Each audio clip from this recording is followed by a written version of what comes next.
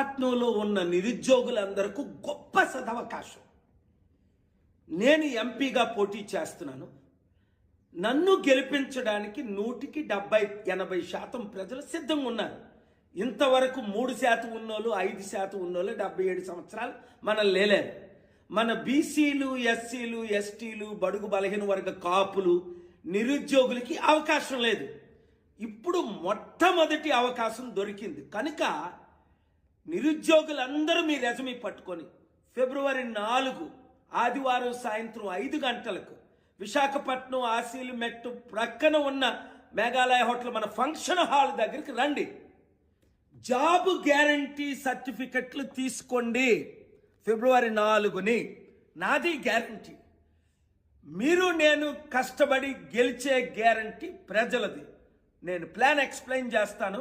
నిరుద్యోగులందరూ రండి. ఒక్కరు